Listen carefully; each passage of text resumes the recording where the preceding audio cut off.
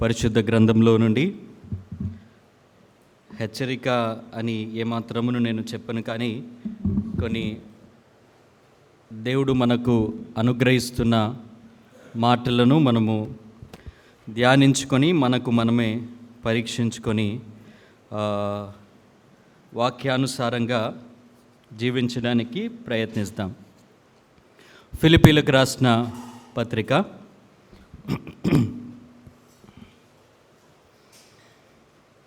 అపోస్తులుడైన పౌలు ఫిలిప్పీలకు రాసిన పత్రిక 3వ అధ్యాయము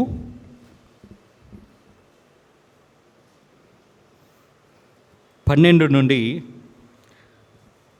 16 వచనాల వరకు మనము చదువుకుందాం. ఫిలిప్పీలకు రాసిన పత్రిక 3వ అధ్యాయము 12వ వచనములో నుండి 16 వచనము వరకు మనము చదువుదాము. ఒకసారి ఒక వచనం నేను చదువుతాను, ఒక వచనము మీరు చదవండి. అలాగూ మనము ఒకరి తర్వాత ఒకరము చదువుదాం ఈ మాటలు. 12వ వచనం.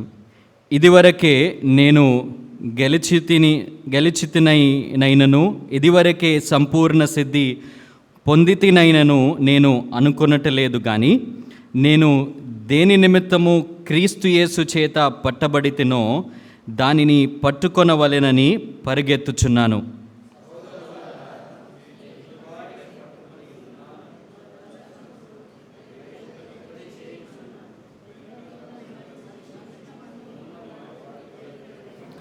క్రీస్తు యేసునందు దేవుని ఉన్నతమైన పిలుపునకు కలుగు బహుమానమును పొందవలెనని గురి యొద్దకే పరిగెత్తుచున్నాను.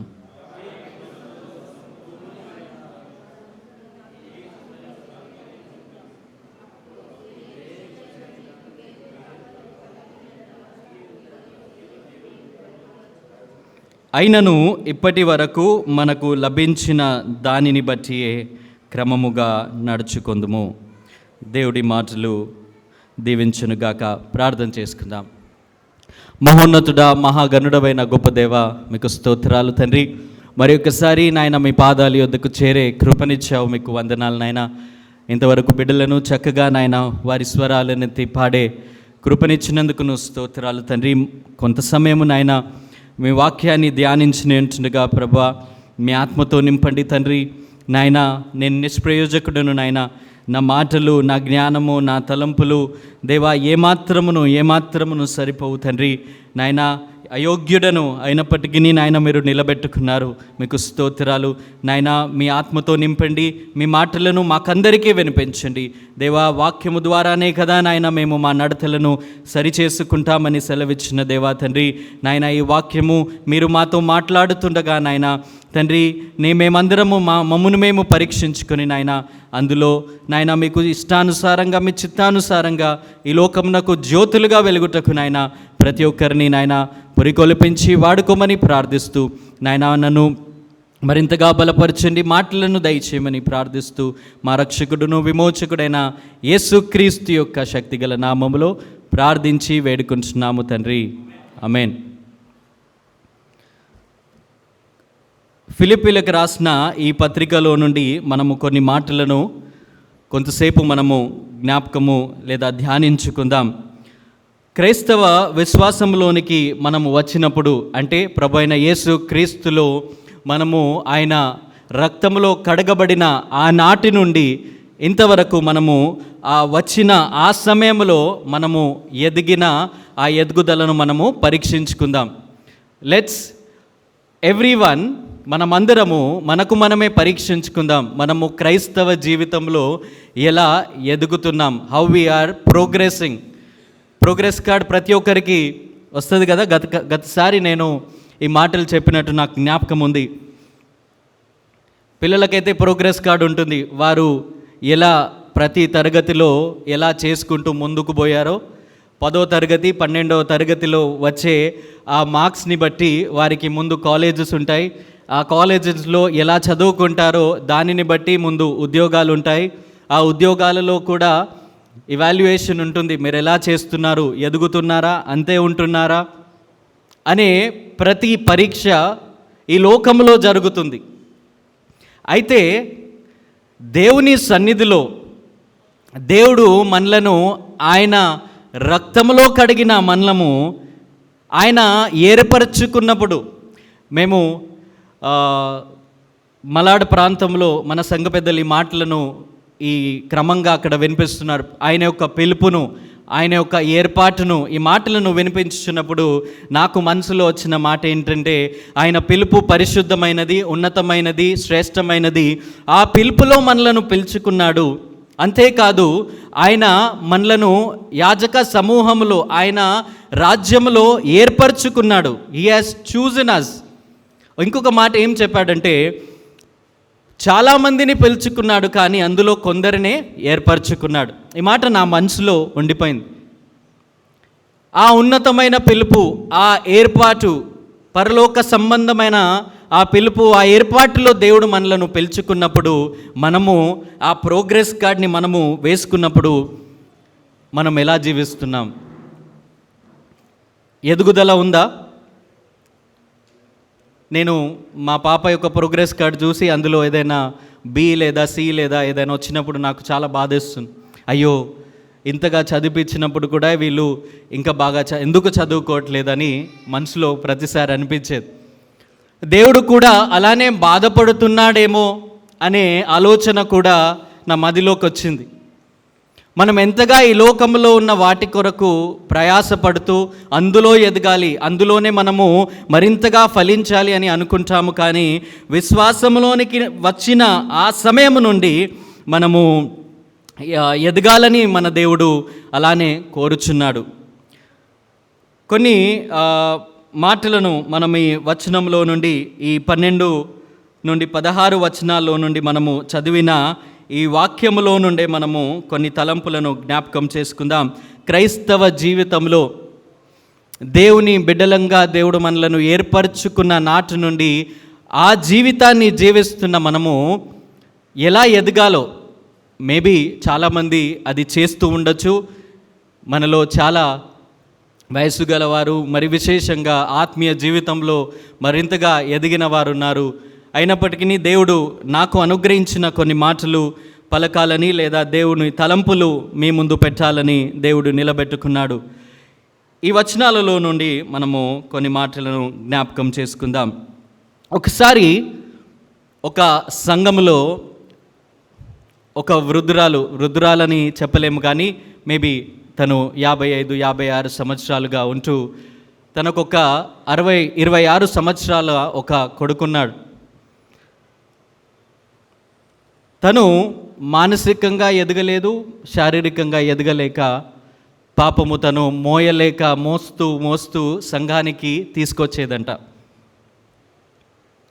కష్టపడుతూ మోయలేక మోస్తూ సంఘానికి తీసుకొచ్చేది.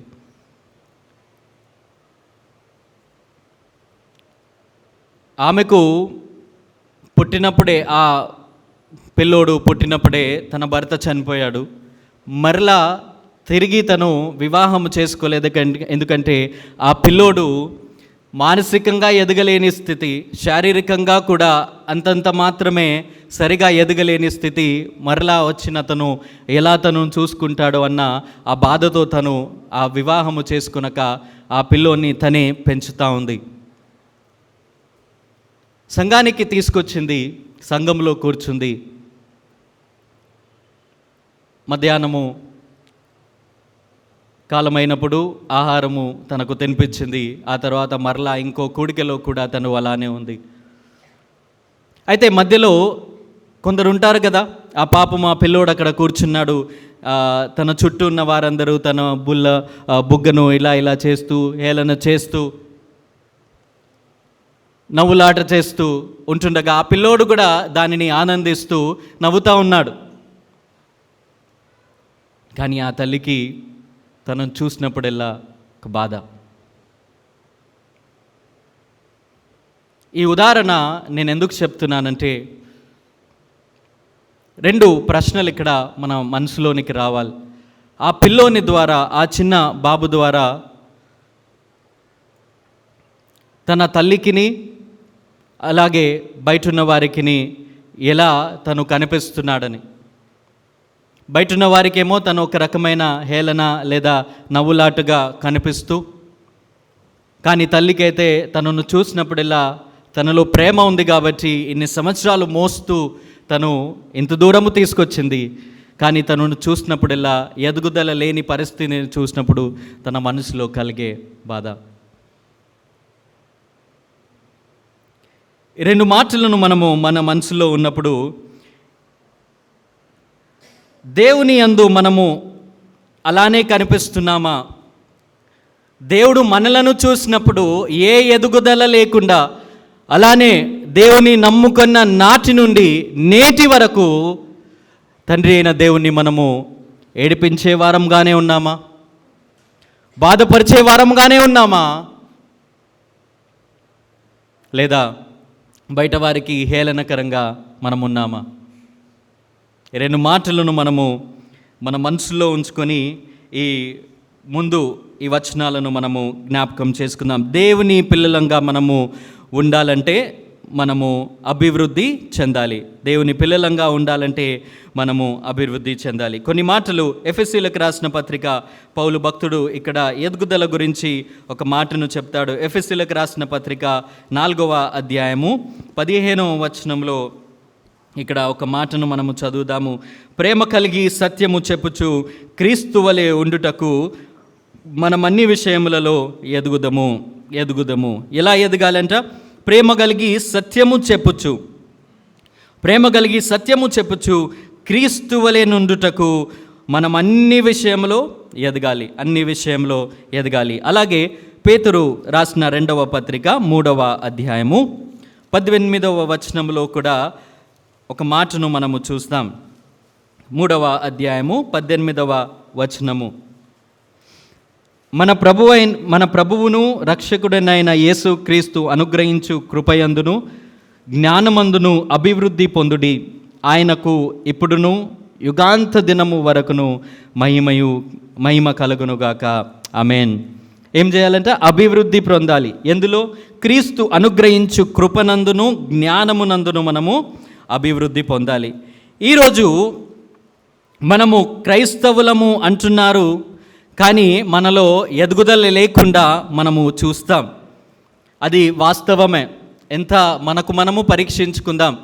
అంటే అంతగా దేవుని చిత్తానుసారంగా మనం ఎదుగుచున్నామా అనే మాటను మనము చూసుకుంటానా, లేదా ఈ లోకంలో ఉంటున్న క్రైస్తవులు ఎలా ఎదుగుతున్నారో అన్న మాటను కూడా మనము చూస్తే ఆ మాటను ఈ మాటల్లో మనము గ్రహిస్తాం. దేవుని యొక్క కృప లేదా దేవుని అనుగ్రహం ఏంటంటే మనము క్రీస్తులో ఆయన అనుగ్రహించు కృపయందు ఆయన జ్ఞానము యందు మనము అభివృద్ధి పొందాలి. అంత మాత్రమే కాదు, మనము 15వ వచనంలో మనము చదివాం కదా, క్రీస్తు వలె నుండుటకు మనం అన్ని విషయంలో ఎదగాలి. ప్రభువును నమ్మినప్పుడు మనము ఎలా ఉన్నామో ఇప్పుడు కూడా అలానే ఉంటే దేవునికి అది కష్టతరంగానే ఉంటుంది. మనము ప్రార్థన విషయంలో ఎదగాలి. మనము దేవుని ప్రేమ చూపించే విషయంలో మనము ఎదగాలి. దేవుడు మనకు మాదిరిగా ఉంచిన ఆయన జీవితాన్ని అనుసరించే విధంలో మనం ఎదగాలి. అంటే దేవుని వాక్యాన్ని మనము చదువుతున్నప్పుడు మన ప్రభు అయిన యేసు క్రీస్తు ఈ లోకంలో జీవించిన కాలము ఆయన మనకు కొన్ని మాదిరులు చూపించాడు. ఇలా ఉండాలి, ఇలా చేయాలి. ప్రార్థన విషయంలోని మాదిరి, ఆయన జీవించిన విషయంలోని మాదిరి, దానిని మనము గ్రహిస్తూ కూడా అందులోనూ కూడా మనము ఎదగాలి.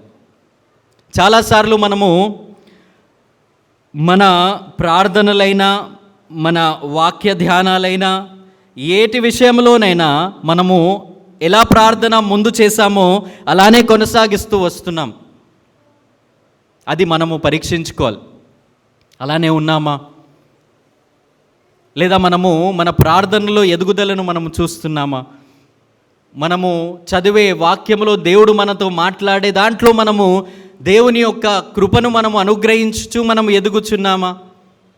మనము చెప్పే సాక్ష్యంలో మనము ఎదుగుచున్నామా? ఇన్ని సంవత్సరాలు మనము దేవుడు మనల్ని రక్షించి అనుదినము ప్రతిక్షణము మనకు తోడుగా ఉంటూ చేయుచున్న ప్రతి మేలులను ఉపకారాలను మనము దానిలో మనము పోతున్నాము, కానీ ఆ సాక్ష్యాన్ని మనము ఇతరులకు పంచుకునే విషయంలో మనము ఎదుగుచున్నామా లేదా అన్న మాటను కూడా మనము జ్ఞాపకం చేసుకోవాలి. మన ధ్యానంలోనికి మనము మరి ఒకసారి వద్దాము. ఫిలిప్పీలకు రాసిన పత్రికలో 3వ అధ్యాయంలో 12వ వచనంలో 12వ వచనాన్ని మనము చదువుదాం. ఇదివరకే నేను గెలిచితినని అయినను, ఇదివరకే సంపూర్ణ సిద్ధి పొందితినైనను నేను అనుకొనట్లేదు, కానీ నేను దేని నిమిత్తము క్రీస్తు యేసు చేత పట్టబడితినో దాన్ని పట్టుకొనవలెనని పరిగెత్తుచున్నాను. ఈ వాక్యాన్ని నేను చదివినప్పుడు పౌలు భక్తుడి మాటలు చెప్తున్నాడు. ఏమంటున్నాడు ఇక్కడ? ఇదివరకే నేను గెలిచితినని నేను అనుకొనట్లేదు, నేను సంపూర్ణ సిద్ధి పొందితినని నేను అనుకొనట్లేదు, కానీ దేవుని చిత్తము క్రీస్తు యేసు చేత పట్టబడితినో దాన్ని పట్టుకోవాలని ఇంకనూ పరిగెత్తుచున్నాను, ఇంకనూ దాని కొరకు ప్రయాసపడుతున్నాను. మనం ఎన్నోసార్లు అపోస్తులైన పౌలు ఆ భక్తుని యొక్క జీవితాన్ని సంఘ పెద్దలు లేదా మనము ఇతర కూడికల్లో ఆ వాక్యాన్ని ధ్యానించుకున్నప్పుడు మనము చూసాం. ఈ మాటలు రాసేసరికి తన సేవా వయస్సు చాలా ఎక్కువగా ఉండవచ్చును నాకు అనిపిస్తుంది.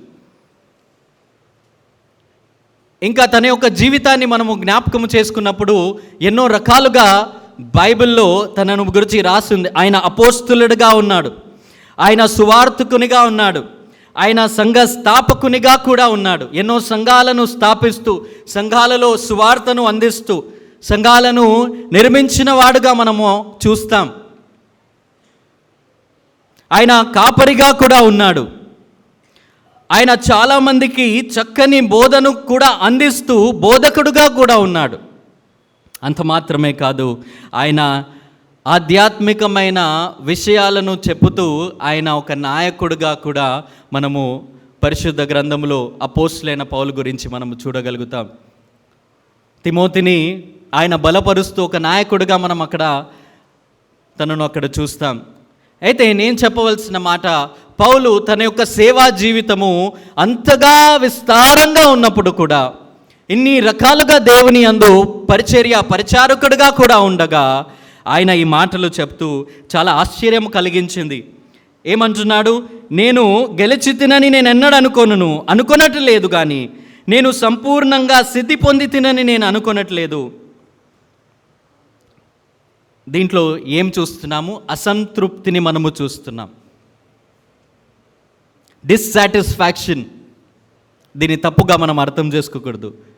క్రీస్తు యేసునందు సంతృప్తిగా మనం ఉండాలి, కానీ ఆయన నడకలో, ఆయన కార్యములు, ఆయన తట్టు మనము చేసే ప్రతి విషయంలో మనము అసంతృప్తిగానే ఉండాలి. మనం ఎప్పుడు డిస్సాటిస్ఫైడ్గానే ఉండాలి. అప్పుడే మనం ఇంకా సాటిస్ఫాక్షన్ కొరకు పనిచేస్తాం కదా. దేవుని పనిలో మనకు సంతృప్తి దొరికిందంటే ఇంకా అయిపోయిందిలే, ఇంకా ముందు మనము చేసే అక్కర్లేదన్న ఆలోచన తలంపులోనికి మనం వస్తాము. అందుకే ఇక్కడ పౌలు భక్తుడు ఇంత దీర్ఘకాల తన సేవా జీవితము, తన దీర్ఘకాల సేవ వయస్సు ఉన్నప్పటికీ, దేవుని యందు వివిధ రకాలుగా తను పరిచర్య చేసినప్పటికీ ఈ మాటలు పలుకుటకు ఆయన ఎంతగా వెనుక తీయట్లేదు. ఆయన అసంతృప్తి కలిగి ఉన్నాడని ఈ మాటలో మనము చూస్తాము. క్రీస్తులో మనము సంతృప్తి కలిగి ఉండాలి, కానీ క్రీస్తు యేసులో ఆయన నడకలో మనకు అసంతృప్తి కలిగి ఉండాలి. హెబ్రీయులకు రాసిన పత్రిక 13వ అధ్యాయము 5వ వచనాన్ని మనము దేని విషయంలో మనము సంతృప్తి కలిగి ఉండాలో అనే మాటను మనం చూస్తాం. ధనాపేక్ష లేని వారై 13:5 వచనము, ధనాపేక్ష లేని వారై మీకు కలిగిన వాటితో తృప్తి పొందియుండుడి అనే మాటను ఇక్కడ మనం చూస్తాం. ధనాపేక్ష లేని వారముగా ఉంచు మనము క్రీస్తు యేసునందు మనము సంతృప్తి కలిగి ఉండాలి. అలాగే బాప్తిస్మమిచ్చు యోహాను కూడా ఒక మాటను లూకాసు వార్త 3వ అధ్యాయము 14వ వచనము అక్కడ సైనికులతో కూడా ఒక మాట చెబుతూ మనం ఇక్కడ చూస్తాం. లూకాసు వార్త 3వ అధ్యాయము 14వ వచనంలో సైనికులను మేమేమీ చేయవలెనని అతనిని అడిగిరి. అందుకు అతడు, ఎవరిని బాధ పెట్టకయు ఎవని మీదను అపనింద వేయకయు మీ జీవితములలో తృప్తి పొందియుండుడని వారితో చెప్పెను. జీవితంలో తృప్తి పొంది సంతృప్తి కలిగి ఉండుట, క్రీస్తు యేసునందు సంతృప్తి కలిగి ఉండుట అనే మాటను మనము జ్ఞాపకం చేసుకుంటుండగా ఇక్కడ హెబ్రీయులకు రాసిన పత్రికలో మనము చదివాము, కలిగిన వాటిలో క్రీస్తు యేసునందులో మనము సంతృప్తి కలిగి ఉండాలి. అలాగే మన జీవితంలో మనము క్రీస్తు యేసుని బట్టి మనము సంతృప్తి కలిగి ఉండాలి. పౌలు భక్తుడు కూడా తన జీవితంలో, తన సాక్షార్థమైన ఈ జీవితంలో కూడా ఒక మాటను మనకు చెప్తా ఉన్నాడు. 4వ అధ్యాయము 11వ వచనంలో మనము ఆ మాటను మనము చూస్తాం. క్రీస్తు యేసునందు సంతృప్తి, ఆ మాటను అక్కడ తను సాక్ష్యం ఇచ్చు రాయిచున్నాడు. ఫిలిప్పీలకు రాసిన పత్రికలోనే 4వ అధ్యాయము 11వ వచనంలో చూద్దాం. నాకు కొదువ కలిగినందున నేను ఇలాగూ చెప్పుటలేదు, నేనే స్థితిలో ఉన్నందున ఆ స్థితిలో సంతృప్తి కలిగి నేర్చుకొని ఉన్నాను. నేను ఏ స్థితిలో ఉన్నా క్రీస్తు యేసులో తను సంతృప్తి కలిగి ఉన్నాడు. క్రీస్తు యేసులో మనము సంతృప్తి కలిగి ఉండాలి. satisfied only in the presence, only in the name of our Lord Jesus Christ, but dissatisfied in all the work that we do for Him. ఆయన యందు మనము చేసే ప్రతి కార్యంలో మనము ఎంతగా అసంతృప్తి కలిగి ఉంటామో అంతగా మరి ఎక్కువగా మనము దేవుని కొరకు పాటుపడుతూ పోరాడుతూ మరింతగా మనము చేయగలుగుతాం. ఈ మాటను జ్ఞాపకం ఉంచుకుందాము.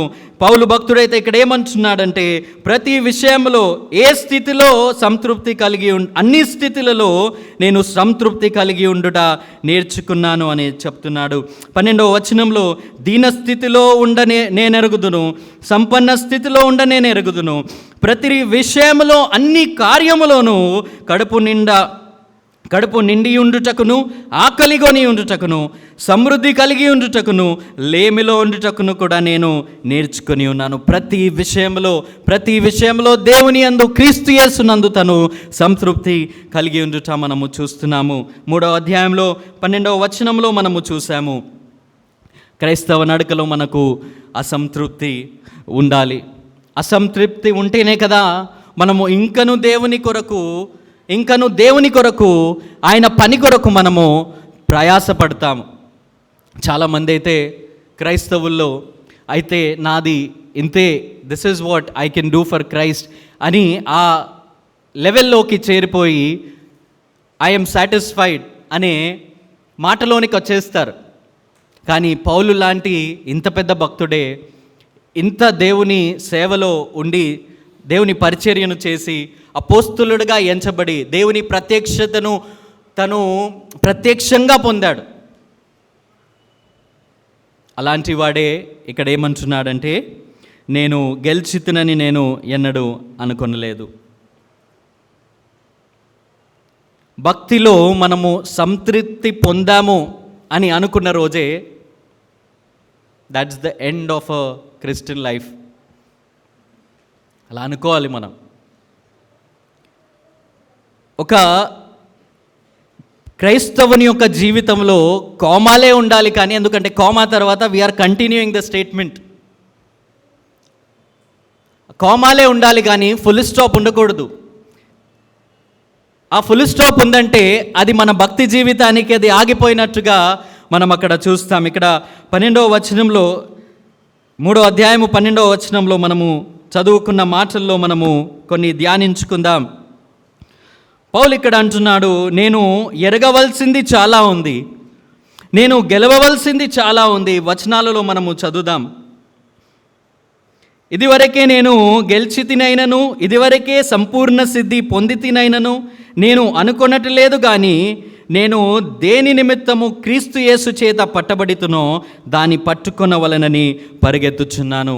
నేను ఎరగవలసింది చాలా ఉంది, నేను గెలవవలసింది చాలా ఉంది, నేను పట్టుకొనవలసింది చాలా ఉంది, నేను పొందవలసింది చాలా ఉంది అని ఈ పౌలు భక్తుడు ఇక్కడ ఈ మాటల్లో ఇక్కడ తెలియపరుస్తూ ఉన్నాడు. అది ఏమి పట్టుకోవాలి, ఏమి ఎరగాలి, ఏం పరిగెత్తుతున్నాడు అనే మాటను మనము పైన 9, 10 వచనాలలో, 9, 10, 11 వచనాలలో అక్కడ మనము చూస్తాం. 10వ వచనాన్ని మనం చదువుదాం. ఏ విధము చేతనైనను మృతులలో నుండి నాకు పునరుత్థానము కలగవలెనని ఆయన మరణ విషయంలో సమానుభవము గలవాడనై ఆయన పునరుత్థాన బలము ఎరుగు నిమిత్తము ఆయన శ్రమలలో పాలివాడుటకును ఎట్టిదో ఎరుగు నిమిత్తమును సమస్తమును నష్టపరుచుకొని వాటిని పెంటతో సమానముగా ఎంచుకొనుచున్నానని ఇక్కడ చెప్తున్నాడు.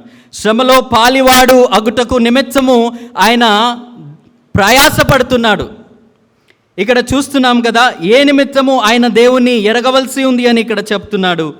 ఇక్కడ ఆయన పునరుత్థాన బలమును ఎరుగు నిమిత్తము, ఆయన శ్రమలలో పాలివాడు అగు నిమిత్తము ఆయన దేవుణ్ణి ఎరగాలి, ఇంకా ఎరగాలి, ఇంకా ఎరగాలి. దేవుణ్ణి మనము సంపూర్ణంగా ఎరగాలంటే మన జీవితం సరిపోదు. మనం ఎంతగా ప్రభు అయిన యేసుక్రీస్తును మనము ధ్యానిస్తూ ఉంటామో, ఆయన స్మరణలోనికి మనం ఎంతగా ఎంతగా ఎంతగా మనము చదువుతూ ఉంటామో ఆయనను మనము అంతగా ఎరుగుతూ ఉంటాం. పౌలు భక్తుడు కూడా ఇక్కడ ఇవే మాటలు చెప్తున్నాడు. నేను ఎరగవలసింది చాలా ఉంది. ఆయన పునరుత్థాన బలమును ఎరగవలసి ఉంది, ఆయన మరణాన్ని పునరుత్థానాన్ని ఎరగవలసింది ఉంది అని చెప్తున్నాడు. ఆ భక్తుడైతే మరి దమస్కు మార్గంలో క్రీస్తు చేత ప్రత్యక్షతను పొందినవాడు. క్రీస్తు తనను ప్రత్యక్షంగా కనపరుచుకున్నాడు. తండ్రి తన కుమారుని ద్వారా తనను ప్రత్యక్షపరుచుకున్నాడు. ఆత్మ కూడా తనను ప్రత్యక్షపరుచుకుంటూ ఈ విషయాలన్నీ రాయించింది. ఇంతగా ప్రత్యక్షతను, దేవుని యొక్క మాటలను అనుగ్రహించు దయచేయబడుచున్న వాడు కూడా ఏమంటున్నాడు ఇక్కడ, ఇంకను ఎరుగు నిమిత్తము నేను క్రీస్తును ఎరగాలి, ఆయన పునరుత్థాన బలమును ఎరగాలి. ఇది మనకు చాలా పాఠంగా ఉంటుందండి. పౌలు భక్తుడే ఇలాంటి మాటలు చెప్తున్నప్పుడు మన జీవితాలు ఏ పాటివి?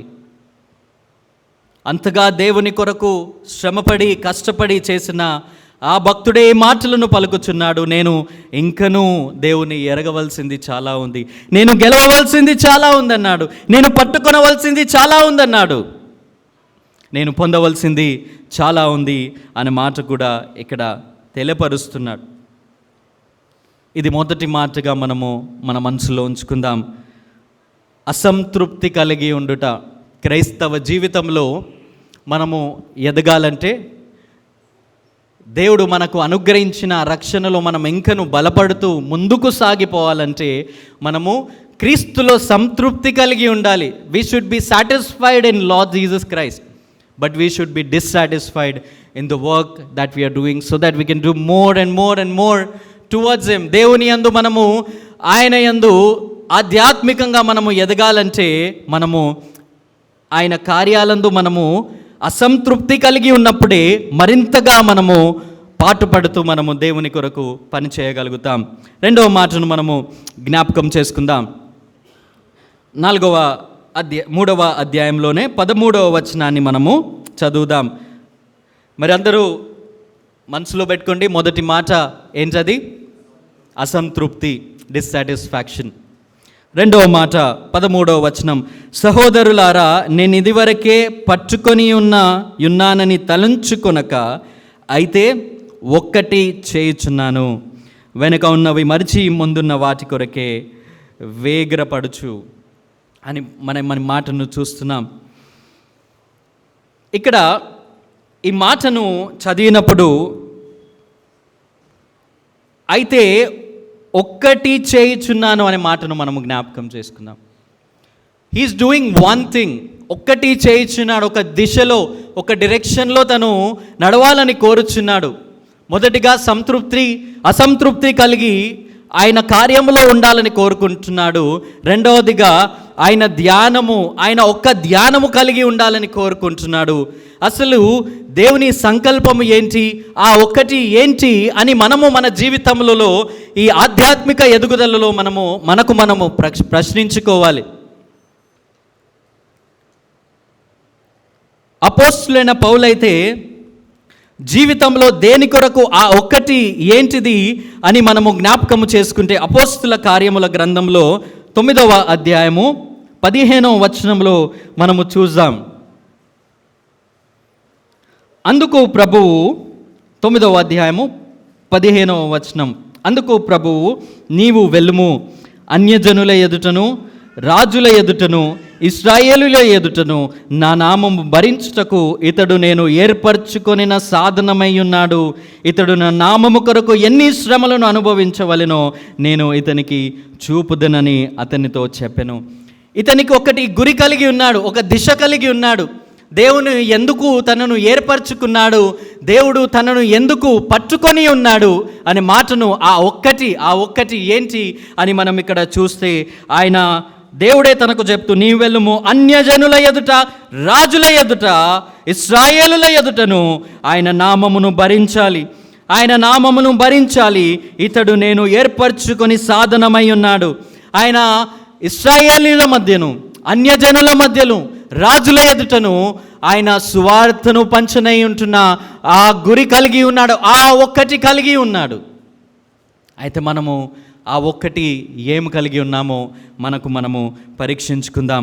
పరిశుద్ధ గ్రంథంలో ఒకటి కలిగి ఉన్న మాటను మనము క్లుప్తంగా ధ్యానించుకుందాము. కీర్తనల గ్రంథంలో దావీదు మహారాజు కూడా ఒక్కటి కలిగి ఉన్నాడు. అదేంటంటే 27వ కీర్తనలో 4వ చరణాన్ని మనము చదువుదాం. 27వ కీర్తన 4వ చరణం, యెహోవా యొద్ద ఒక్క వరము అడిగి తిని, ఆ వరము ఏంటి? దాన్ని నేను వెదుకుచున్నాను, యెహోవా ప్రసన్నతను చూచుటకును ఆయన ఆలయములో ధ్యానించుటకును నా జీవిత కాలమంతయు నేను యెహోవా మందిరంలో నివసింపగోరుచున్నాను. ఇక్కడ దావీదు భక్తుడు ఒకటి అడుగుచున్నాడు. అదేంటి? నేను బ్రతుకు కాలమంతా, నేను జీవించు కాలమంతా ఎక్కడ ఉండాలని కోరుతున్నాడు? దేవుని మందిరంలో ఉండాలని కోరుతున్నాడు. దేవుని ప్రసన్నతను చూడాలని కోరుతున్నాడు. దేవుని ప్రసన్నత ఎక్కడ ఉంటుంది? దేవుని మందిరంలో ఉంటుంది. ఆయన ఒక పెద్ద రాజుగా ఉన్నాడు, గొప్ప రాజుగా ఉన్నాడు. ఆయన సైన్యములను పెంచాలని కోరుకోవట్లేదు, ఆయన రాజ్య స్థాపన చేయాలని కోరుకోవట్లేదు. కానీ ఆయన కోరుకునేది ఏంటంటే నేను జీవించిన కాలము, నేను బ్రతికి ఉన్న కాలము ఎక్కడ ఉండాలి? దేవుని మందిరములో ఉండాలి. ఒక్క వరము అడిగి తిని అని ఇక్కడ మాటను మనం చూస్తాం. యెహోవా యొద్ద ఒక వరము అడిగాను, దానిని నేను వెదకుచున్నాను. యెహోవా ప్రసన్నతను చూచుటకును ఆయన ఆలయంలో ధ్యానించుటకును నా జీవిత కాలమంతయు నేను యెహోవా మందిరంలో నివసింపగోరుచున్నాను. ఎంత అద్భుతమైన మాట కదా! దేవుని మందిరంలో దేవుని ప్రసన్నత కనిపిస్తుంది. దేవుని ప్రసన్నత కనిపించినప్పుడు ఆయన పాదాల యొద్ద పడిపోతాం మనం. మోషే భక్తుడు ఆ హోరేబు పర్వతంలో దేవుడు తనకు ఆ పొదలో కనిపించినప్పుడు తన పాదాలలో నా చెప్పులు విప్పి తన ముందు సాగిలపాడి తనను స్తుతించినట్టు మనము చూస్తాం. యెషయా భక్తుడు 6వ అధ్యాయంలో ఆ పరలోకంలో జరుగుచున్న ఆరాధనను చూసినప్పుడు ఆయన పశ్చాత్తాపపడి నా అపవిత్రమైన పెదవులతో అని మాటను అక్కడ చూస్తాం మనం. ప్రకటన గ్రంథములోనైతే అపోస్తులుడైన యోహాను దేవునిని చూచినప్పుడు చచ్చిన వాని వలె తన పాదాల యొద్ద పడిపోయినట్టు మనం దేవుని ప్రసన్నతను చూచిన ప్రతి ఒక్కరూ విరిగిపోయి దేవుని పాదాల యొద్ద పడి దేవునికి అప్పగించుకున్నట్టు మనం అక్కడ చూస్తాం. కానీ దేవుని ప్రసన్నత ఎక్కడ ఉంటుందంటే దేవుని మందిరంలో ఒక పాట ఉంది కదా, నీ ప్రసన్నత దొరుకును, సంపూర్ణ సంతోషమే లభించును. నీ ప్రసన్నత దొరుకును, సంపూర్ణ సంతోషమే లభించును. నీ తేజో మహిమ నిలుచును, నీ తేజో మహిమ నిలుచును. ప్రార్థనకు జవాబు దొరుకును, ప్రార్థనకు జవాబు దొరుకును. నీ మందిరములో, నీ పాద సన్నిధిలో ఒక్క దినము గడుపుట ఎంతో శ్రేష్టము. లోకములో సమయము గడుపుట కంటెను, లోకములో సమయము గడుపుట ఆయన ప్రసన్నత, ఆయన యొక్క ఔన్నత్యాన్ని, ఆయన యొక్క గొప్పతనాన్ని కేవలము ఆయన సన్నిధిలో, ఆయన మందిరంలో మనము చూడగలుగుతాం. ఆయన వాక్యాన్ని మనము వినుచుండగా మనము ఆయన ప్రసన్నతను చూస్తాం. రెండవదిగా ఇంకొకరు ఎవరు కలిగి ఉన్నారని మనము చూస్తే మనకు చాలా పరిచయమైన మాట లూకాసు సువార్త 10వ అధ్యాయము 41వ వచనాన్ని మనము చదువుదాం. ఎవరు చెప్పండి, ఇక్కడ ఎవరున్నారు? లూకాసు వార్త 10వ అధ్యాయము 41, 42 వచనాలను మనము చూద్దాం. ఇక్కడ ప్రభువే చెప్తున్నారు, మార్తా నీవనేకమైన పనులను గూర్చి విచారము కలిగి తొందరపడుచున్నావు, కానీ అవసరమైనది ఒక్కటే. ఏంటది? మరియా ఉత్తమమైన దానిని ఏర్పరచుకొనెనని దేవుడే చెప్తున్నాడు. ఉత్తమమైనది ఒకటి మరియా ఇక్కడ ఎంచుకున్నది. అదేంటంటే దేవుని పాదాల యొద్ద కూర్చొని దేవుని స్వరము, దేవుని మాటలు వినడం. మరియా ఆ ఒక్కటి ఎన్నుకుంది. దేవుని స్వరము విన్నప్పుడే దేవుని సహవాసంలోనికి మనము సాగుతాం. దేవుని స్వరమైతే ఎంతో బలమైనది. 29వ కీర్తనలో దేవుని స్వరాన్ని గురించి చాలా విస్తారంగా ఇక్కడ భక్తుడు కీర్తనలో వివరించి రాశాడు. 29వ కీర్తన. ఒకసారి మనం ఇది ఆరాధనలో కూడా ఈ తలంపులను మనము జ్ఞాపకం చేసుకున్నాం. దేవుని యొక్క స్వరం యొక్క గంభీరత్వాన్ని మనము ఈ 29వ దావీదు కీర్తనలో మనం చూస్తాం. 3వ చరణంలో మహిమగల దేవుడు ఉరుము వలె గర్జించుచున్నాడు. అలాగే 4వ వచనంలో యెహోవా స్వరము ఎలాంటిది? బలమైనది. యెహోవా స్వరము ప్రభావము గలది. యెహోవా స్వరము దేవదారు వృక్షములను వెరుచును. యెహోవా లెబనోను దేవదారు వృక్షములను మొక్కలుగా వెరుచును. ఆయన స్వరములో ఉన్న బలాన్ని మనం ఇక్కడ చూస్తున్నాం. ఆ బలము గల స్వరాన్ని ఎవరు ఎన్నుకున్నారు? మరియా ఎన్నుకుంది. ఆ మరియా ఎన్నుకుంది. ఎంత ధన్యురాలు కదా!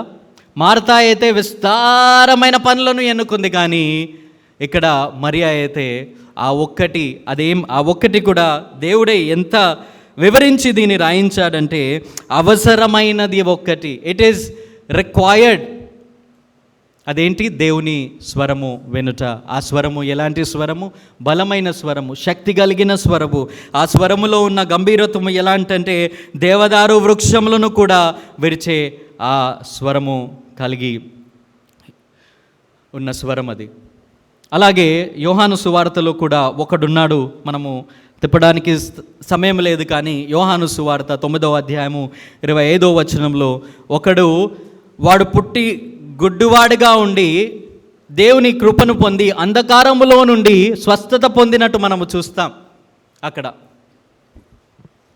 అక్కడ కూడా వాడు ఒకటి ఎన్నుకున్నాడు.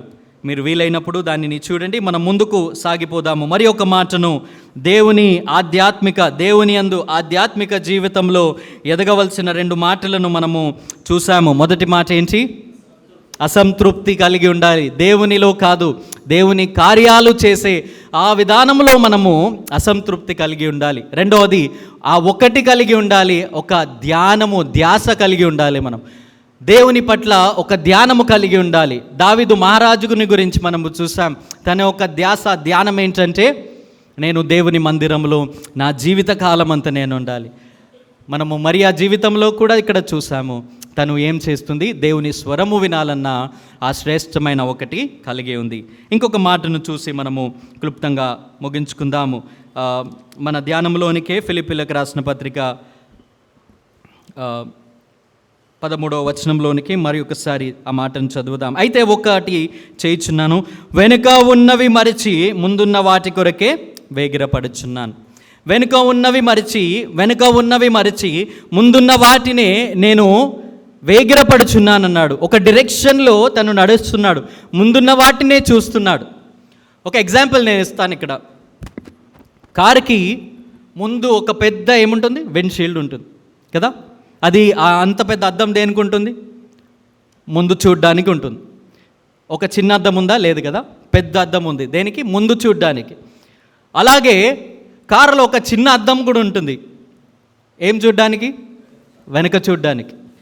రెండు పక్కన కూడా ఉంటాయి, ఏం చూడ్డానికి, పక్కలో ఉన్న వాటిని చూడ్డానికి.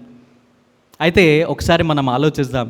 మనము కారు తోలేటప్పుడు ఆ వెనుకున్న దానినే చూస్తూ మనము కారు తోలుతూ ఉంటే ఏం జరుగుతుంది, యాక్సిడెంట్ అయ్యి ఆ కారు తోలేవాడు చచ్చిపోతాడు, ముందున్నవాడు కూడా చంపేస్తాడు. అయితే పౌలు భక్తుడు ఇక్కడ రాస్తున్న మాట ఏంటంటే, వెనుకున్న వాటిని మరిచి ముందున్న వాటి కొరకు నేను వేగిరపడుచున్నాను, ముందున్న వాటి కొరకు నేను ప్రయాసపడుచున్నాను. అంత మాత్రము నేను వెనుక ఉన్న వాటిని చూడట్లేదని కాదు. కారులో కూడా వెనుకున్న వాటిని అప్పుడప్పుడు చూస్తూ ఉంటాం కదా. ఎందుకు చూస్తాం, వెనుక ఎవరు వస్తున్నారు ఏంటిది, పక్కలకు చూస్తాం ఎవరు వస్తున్నారు ఏంటిది అని. అయితే మన ఆధ్యాత్మిక జీవితంలో కూడా మనము ముందున్న వాటి కొరకు వేగిరపడాలి, ముందున్న వాటి కొరకు మనం ప్రయాసపడాలి, కానీ వెనుకున్న వాటిని బట్టి మనము దేవుని స్తుతించాలి. వెనుకున్న వాటిని అంటే మనము పాత జీవితాన్ని గత జీవితాన్ని మనము జ్ఞాపకం చేసుకుంటాం. గత జీవితాన్ని కూడా పౌలు భక్తుడు కూడా చాలాసార్లు జ్ఞాపకం చేసుకున్నాడు. నేను పూర్వము హింసకుడను, దూషకుడను. చేసుకున్నాడా లేదా, ఎప్పుడు జ్ఞాపకం చేసుకోలేదా, చేసుకున్నాడు. నేను పూర్వము ఇలా ఉన్నాను, కానీ ఆ గొప్ప దేవుడు నన్ను రక్షించాడు, ఆ మహిమగల దేవుడు నన్ను రక్షించాడు, ఆ పాపములో నుండి నన్ను బయటకు తీస్తాడు. అది మనకు పరీక్ష ఉంటుంది. ఒక అనుభవంతో నేను ఒక మాట చెప్తాను. ఏంటంటే, మనము గతంలో చూసినప్పుడు మనము మరలా పాపంలోనికి ఆకర్షింపబడడానికి ఆపర్చునిటీ ఎక్కువ ఉంటుంది. కానీ దానిని బట్టి మనము దేవుణ్ణి స్తుతించి, లేదా దేవా నువ్వు నన్ను అందులో నుండి రక్షించావు అని దేవుణ్ణి మనము జ్ఞాపకము చేసుకుని ముందుకు దాటిపోతే అందులో దేవునికి మహిమ. ఇంకొక మాట ఏంటంటే, మనము గతము అనుకున్నప్పుడు పాత పాపాలే వస్తాయి, కానీ కొత్త పాపాలు మనకు ఆకర్షింపబడము. ఎగ్జాంపుల్ ఇస్తాను. ఒక తాగుబోతున్నాడు అనుకోండి, లేదా ఒక వ్యక్తి ఉన్నాడు, తనకు తాగే అలవాటు లేదు, ఆ పాప జీవితంలో తాగే అలవాటు అస్సలు లేదు. తనను ఎవరైనా ప్రోత్సహించి, లేదా నాతో రా తాగుదాం, లేదా మనం పోదాం తాగుదాం అంటే తను పోతాడా, పోడు. ఎందుకంటే తనకు అలవాటు అస్సలే లేదు. ఈ డజంట్ హ్యావ్ దట్ హ్యాబిట్. పాత పాపాలు కొత్త పాపాలు మనకు వెంటాడవు, కానీ మనము ఒకప్పుడు జీవించిన పాపపు ఆ జీవితము, గత పాపాలు మనలకు జ్ఞాపకము చేసుకున్నప్పుడు అందులో నుండి దేవుణ్ణి, ఆ కార్యములు మనము జ్ఞాపకము చేసుకున్నప్పుడు ఆ దేవుణ్ణి మనము స్తుతించి మనకు ముందు దాటిపోవాలి. ఎప్పుడు కూడా మనము వెనుకున్న వాటి కొరకు మనము ప్రయాసపడకూడదు, జ్ఞాపకము చేసుకోవాలి. కానీ ముందున్న వాటి కొరకే మనము మన దిశ ముందున్న వాటి కొరకే మనము వేగిరపడుతూ ముందుకు సాగిపోవాలి. కొన్ని మాటలను మనం ఇక్కడ జ్ఞాపకం చేసుకుందాం. మనము గత కాలములో ఉన్న వాటిని, అది ఏదైనాను, పాపపు జీవితమైనను వేటి విషయాలైనను మనము జ్ఞాపకము చేసుకున్నప్పుడు, అది మనము ఆ చిన్నద్దములో చూసినప్పుడు, అది చిన్నగా ఎందుకుందంటే అంతే మనకు కనిపించి, ఓకే వెనక ఎవరు వస్తున్నారు, జాగ్రత్త పడాలి. అది మరి ఒక పెద్ద అద్దం పెట్టలేదు కదా, చిన్న అద్దం మాత్రమే ఉంది.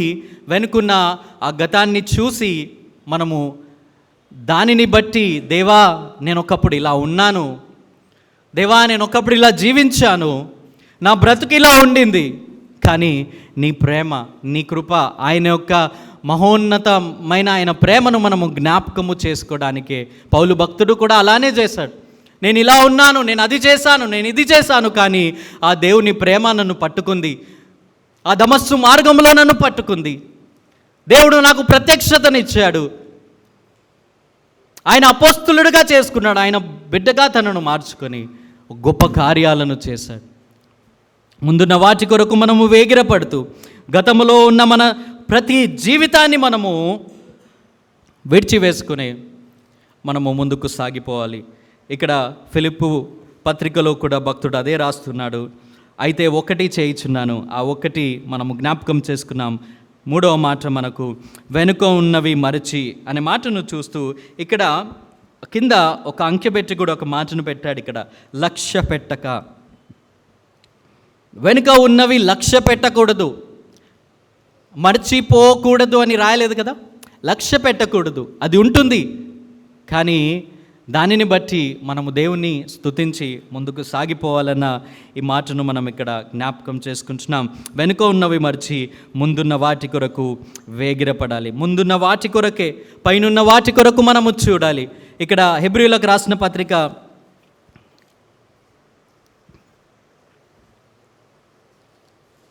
8వ వచనాన్ని మనము ఒకసారి చదువుదాం. 8వ అధ్యాయంలో 8వ అధ్యాయము 12వ వచనంలో, నేను వారి దోషముల విషయమై దయగలిగి వారి పాపములను ఇకను ఎన్నడూను జ్ఞాపకము చేసుకొనని ప్రభు సెలవిచ్చుచున్నాడనే మాటను చూస్తాం.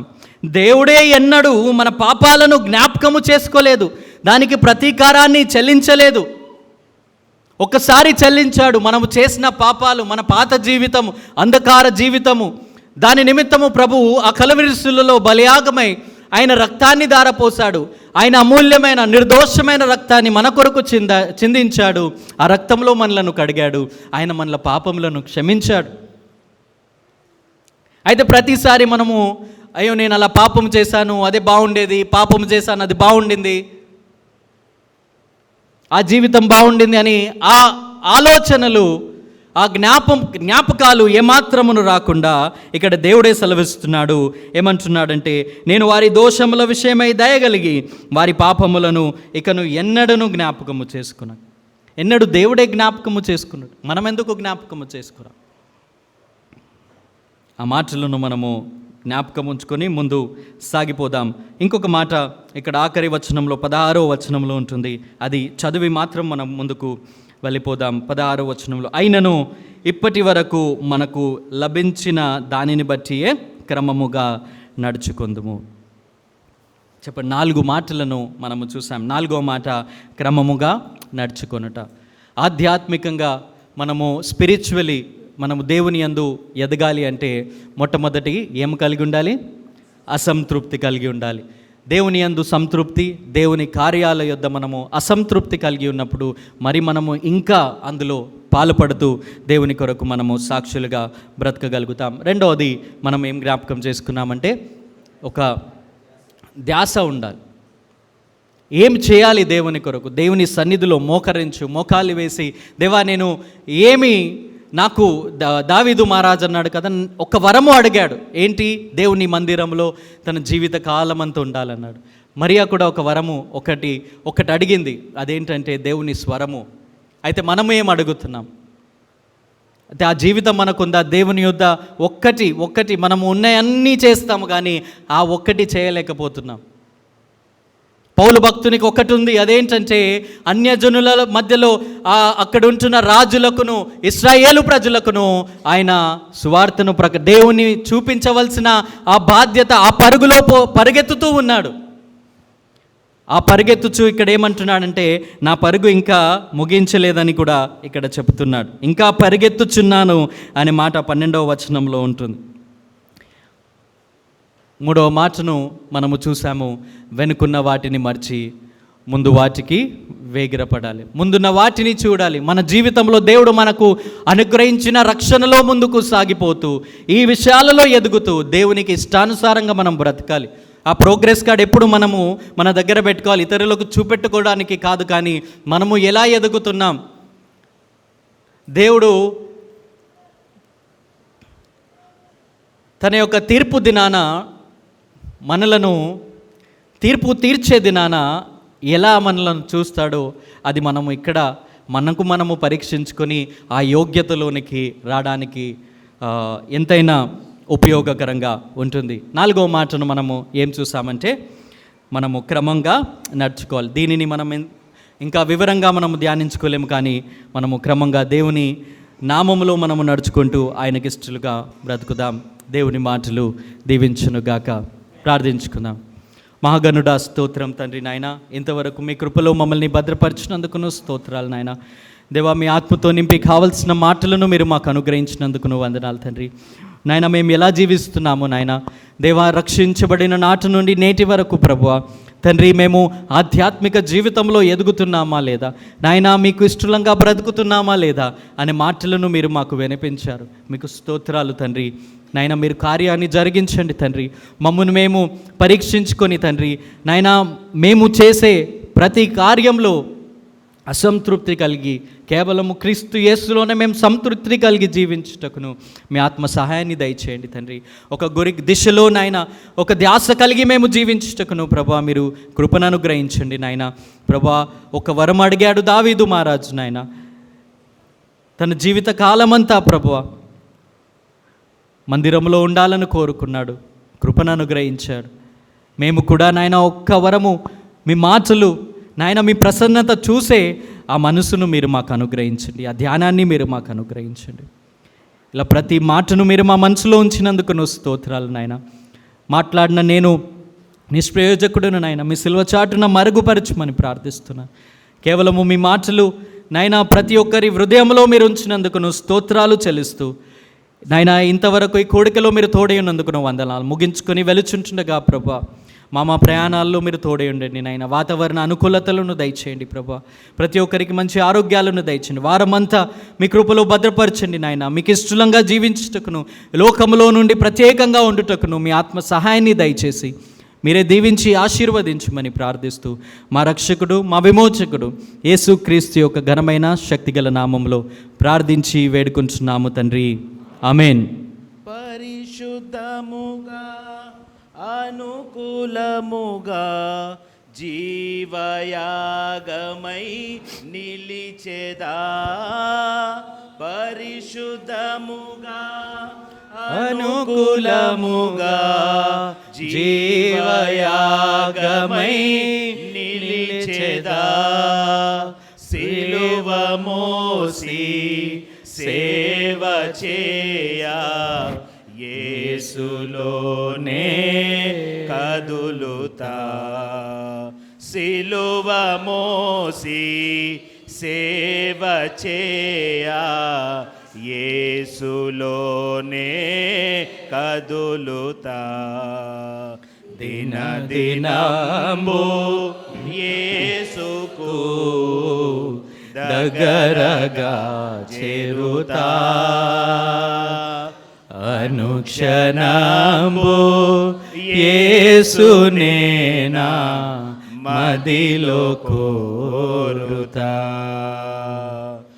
ఎల్లప్పుడూ యేసు వైపు కన్నులెత్తి పాడుతా, ఎల్లప్పుడూ యేసు వైపు కన్నులెత్తి పాడుతా, పరమ తండ్రి నీదు మాట బలము తోడా సాగుతా, పరమ తండ్రి నీదు మాట బలము తోడా సాగుతా, దిన దినంబు యేసుకు దగ్గరగా చేరుతా,